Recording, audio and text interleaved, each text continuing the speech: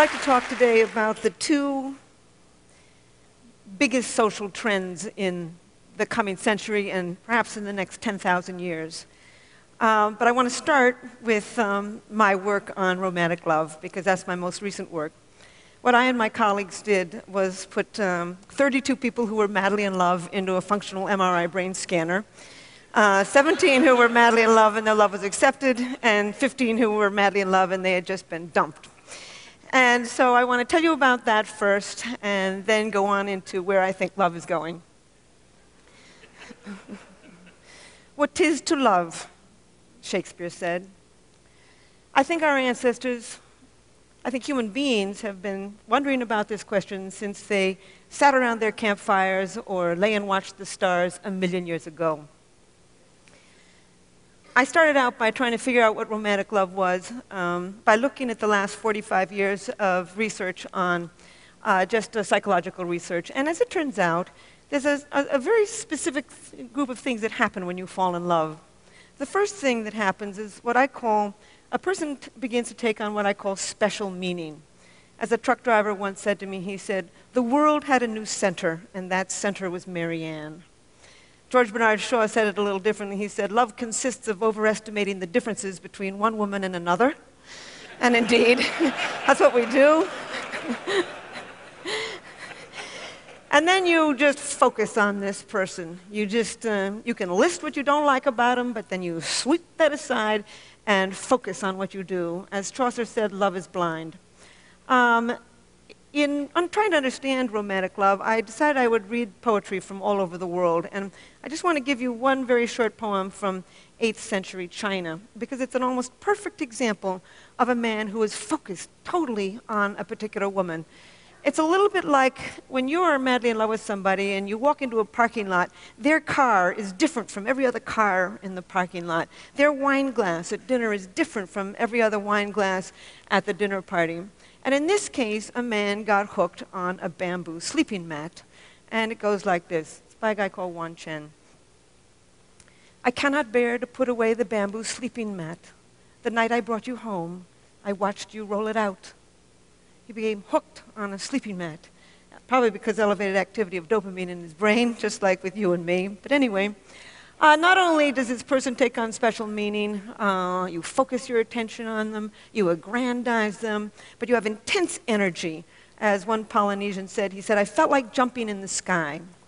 You're up all night, you're walking till dawn, you feel intense elation when things are going well, mood swings into horrible despair when things are going poorly, real dependence on this person.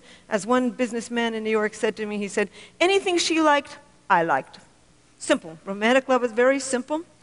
You become extremely sexually possessive. You know, if you're just sleeping with somebody casually, you don't really care if they're sleeping with somebody else. But the moment you fall in love, you become extremely sexually possessive of them. I think that that is a Darwinian, there's a Darwinian purpose to this. The whole point of this is to pull two people together strongly enough to begin to rear babies as a team. But the main characteristics of romantic love are craving, an intense craving to be with a particular person, not just sexually, but emotionally. You'd much rather, it would be nice to go to bed with them, but you want them to call you on the telephone, to invite you out, etc., to tell you that they love you. The other main characteristic is motivation. The motor in the brain begins to crank and you want this person. And last but not least, it is an obsession. When I put these people in the machine, before I put them in the MRI machine, I would ask them all kinds of questions. But my most important question was always the same. It was, what percentage of the day and night do you think about this person? And indeed, they would say, all day, all night. I can never stop thinking about him or her. And then the very last question I would ask them, I would always have to work myself up to this question because I'm not a psychologist. I don't work with people in any kind of traumatic situation. And my final question was always the same. I would say, would you die for him or her? And indeed, these people would say yes, as if I had asked them to pass the salt. I was just staggered by it. So we scanned their brains, looking at a photograph of their sweetheart and looking at a neutral photograph with a distraction task in between so we could look at the same brain when it was in that heightened state and when it was in a resting state.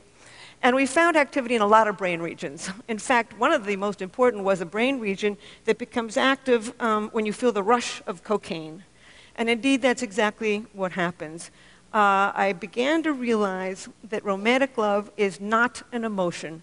In fact, I had always thought it was a series of emotions from very high to very low, but actually it's a drive. It comes from the motor of the mind, the wanting part of the mind, the craving part of the mind, the kind of part of the mind when you're reaching for that piece of chocolate, when you want to win that promotion at work, the motor of the brain. It's a drive.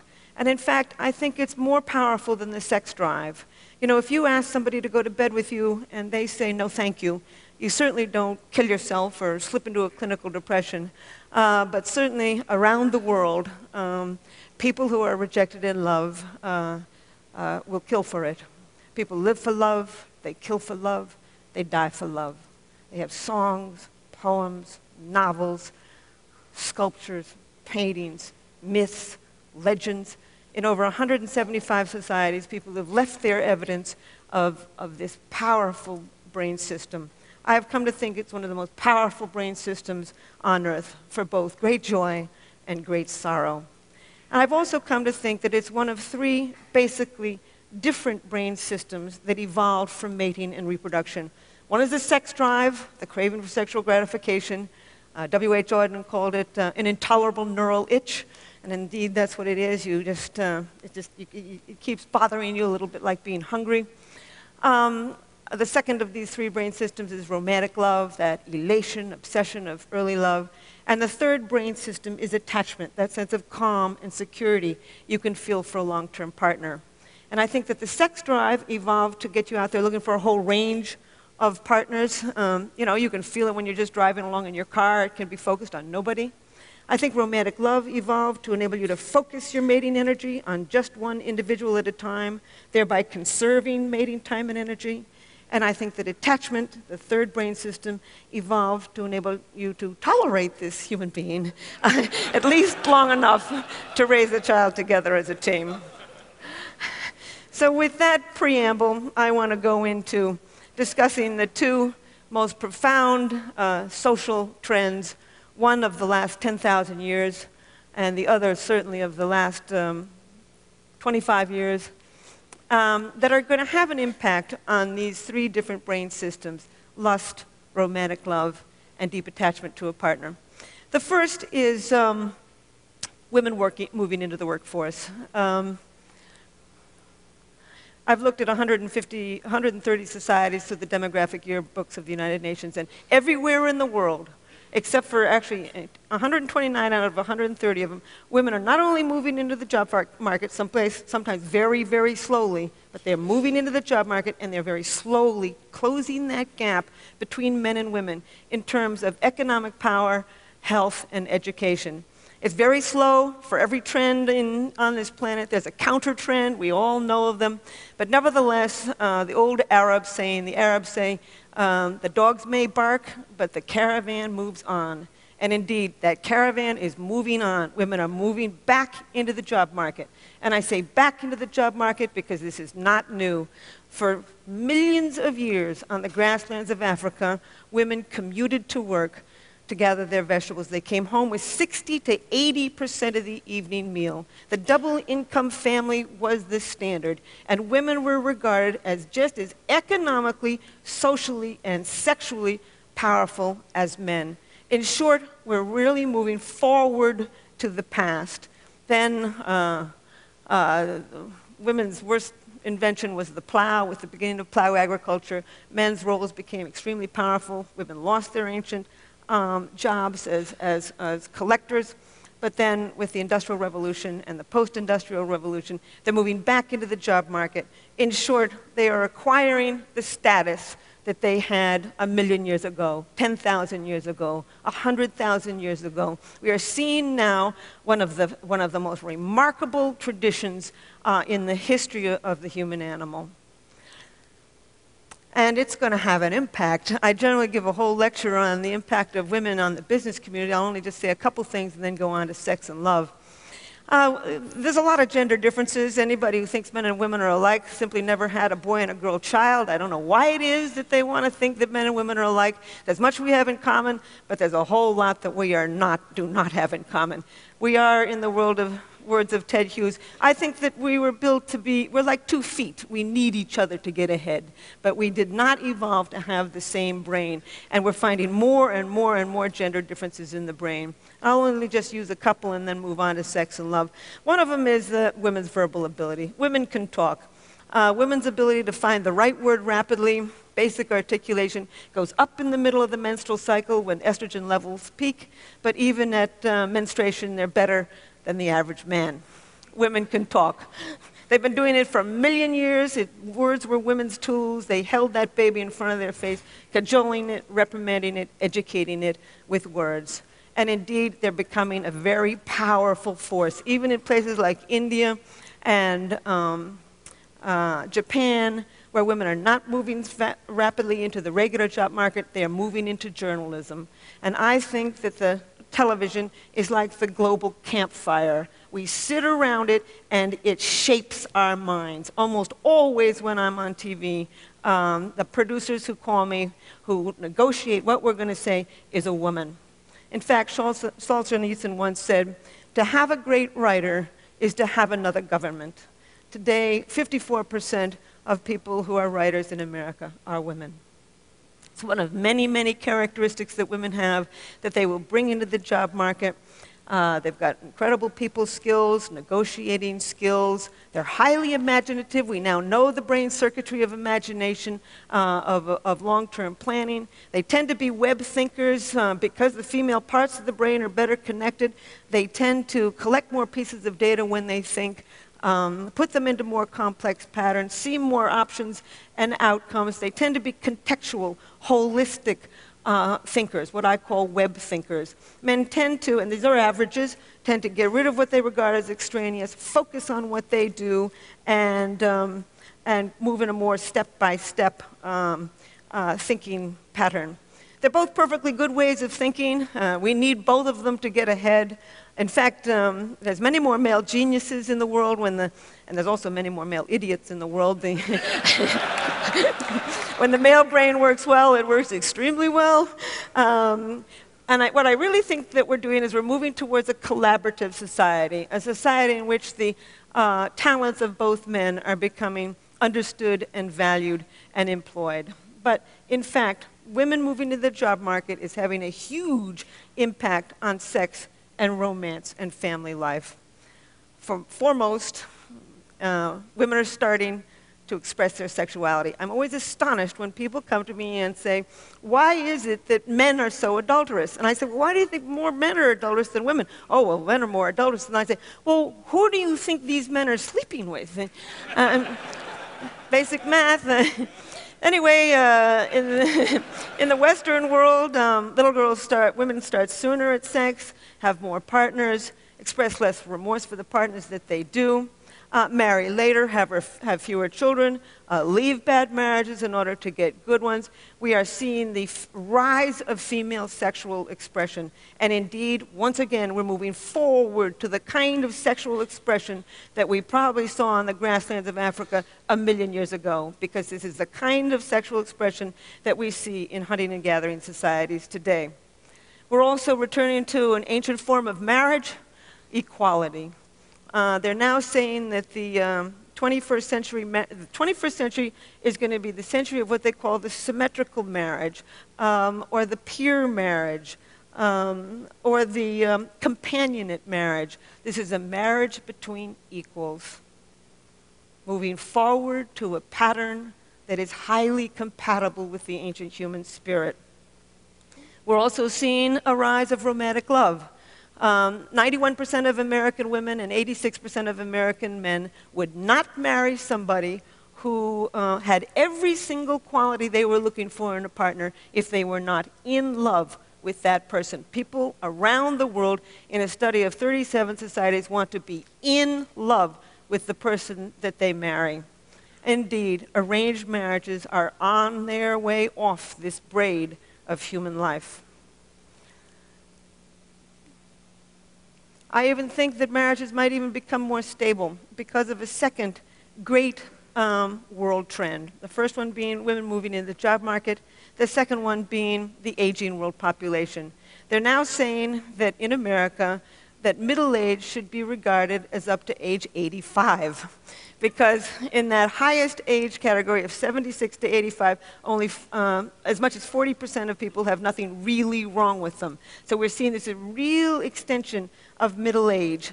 And I looked, for one of my books, I looked at divorce data in 58 societies. And as it turns out, the older you get, the less likely you are to divorce. So the divorce rate right now is stable in America, and it's actually beginning to decline. It may decline some more.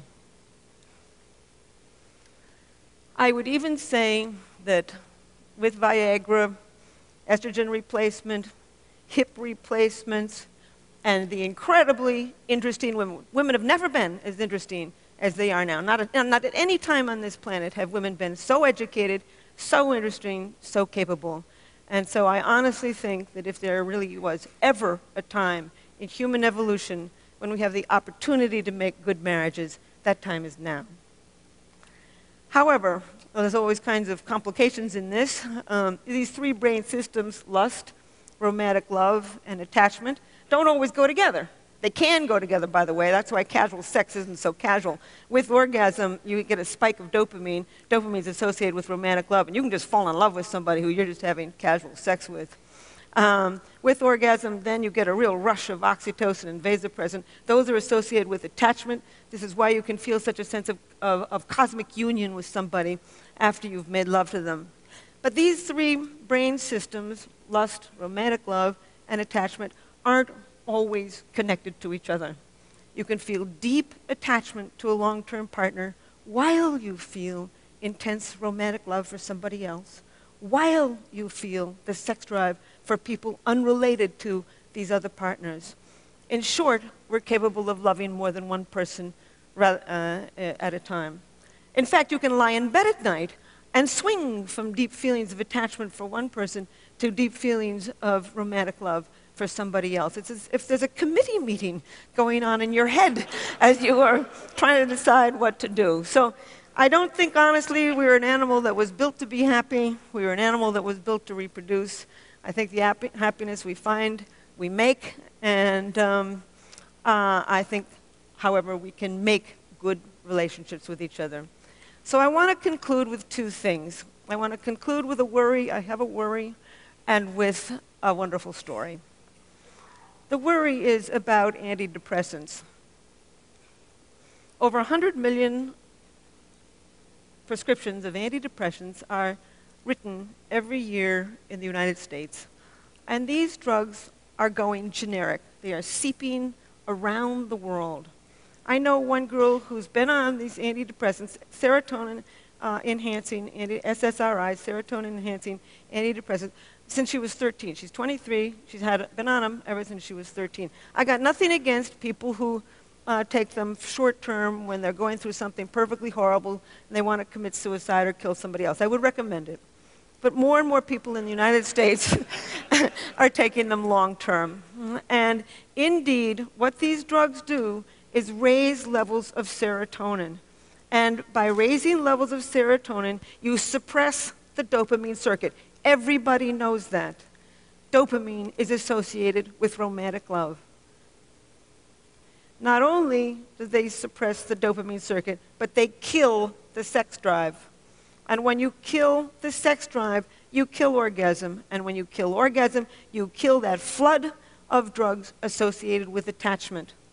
The things are connected in the brain, and when you tamper with one brain system, you're going to tamper with another. I just simply say that a world without love is a deadly place. So now, thank you. I want to end with a story and then just a comment. I've been studying romantic love and sex and attachment for 30 years. And I'm an identical twin. I'm interested in why we're all alike. Why you and I are alike, why the Iraqis and the Japanese and the Australian Aborigines and the people up the Amazon River are all alike. And about a year ago, an internet dating service, Match.com, came to me and asked me if I would design a new dating site for them. I said, I don't know anything about personality. I said, you think you got, I don't know, you think you've got the right person? They said, yes. It got me thinking about why it is that you fall in love with one person rather than another. That's my current project. It will be my next book. There's all kinds of reasons that you fall in love with one person rather than another. Timing is important. Proximity is important. Mystery is important. You fall in love with somebody who's somewhat mysterious, in part because mystery elevates dopamine in the brain, probably pushes you over that threshold to fall in love. You fall in love with somebody who fits within what I call your love map, an unconscious list of traits that you build in childhood as you grow up. And I also think that you gravitate to certain people actually with somewhat complementary brain systems, and that's what I'm now contributing to this. But I want to tell you a story to illustrate, I've been carrying on here about the biology of love. I want to show you a little bit about the culture of it too, the magic of it. It's a story that was told to me by somebody who had heard it just from probably a true story. It was a graduate student I'm at Rutgers, and my two colleagues, Art Aaron is at SUNY Stony Brook. That's where we put our people in the MRI machine. And this graduate student was madly in love with another graduate student. And she was not in love with him. And they were all at a conference in Beijing. And he knew from our work that if you go and do something very novel with somebody, you can drive up the dopamine in the brain and perhaps trigger this brain system for romantic love. So he decided he'd put science to work, and he invited this girl to go off on a rickshaw ride with him. And sure enough, I've never been in one, but apparently they go all around the buses and the trucks, and it's crazy, and it's noisy, and it's exciting, and he figured this would drive up the dopamine, and she'd fall in love with him. So off they go, and she's squealing and squeezing him and laughing and having a wonderful time. An hour later, they get down off of the rickshaw, and she throws her hands up, and she says, "Wasn't that wonderful? And wasn't that rickshaw driver handsome?"